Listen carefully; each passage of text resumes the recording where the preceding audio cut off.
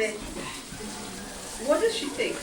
George Clooney's going to be doing evening classes at St. Margaret at Cliff, hoping to meet someone just like her? Pathetic, really.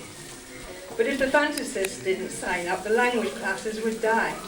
She won't stay, her lipstick is already desperate. I can't believe they can all see France and can't speak any French. Some of them have for years in the beginner's class. They can't even get an English telephone signal, and they have to sit for ages to get rid of France Inter from their car radios, and they think they need French classes to shop in Calais. Some of them come year after year together, doing the same classes on the same evening, and then going to the pub, their only evening away from the telly. What am I supposed to do for them? What do they want to learn? The biggest success I have had is with French recipes, and then I got into trouble for taking students from the cooking class. And what about the sloppy ones who want to do Baudelaire? What would Baudelaire make of them? I could do him for them, spleen.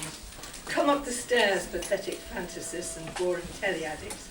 Bring your recipes and diet sheets and I'll set fire to them and throw you down the stairs. At least one of us will have a chance of happiness. They all know that if they don't like me, I will lose the class, lose the money. They assume I can't afford that. They assume right. They assume their power. I assume a smile. 2 of them are actually trying to learn the language. They want to work in France. The Polish girl has some French already, or perhaps has just learned it from the rate of fully functioning brain would do. The other is intense. She writes everything down. She takes dictation, writing phonetically. I've got into the habit of correcting her thesis. She streaks ahead of the rest of the class, and they don't like it. One of them complained that I was giving her special tuition. Bitch acted as if I was interested in the girl. A blind Somali imam could tell I'm gay.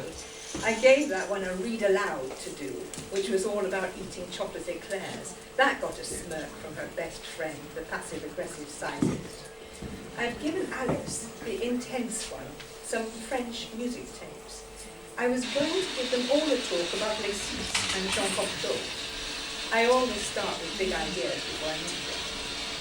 She and the Polish girl suggested that we watch Cocteau's Orpheus next week for the class.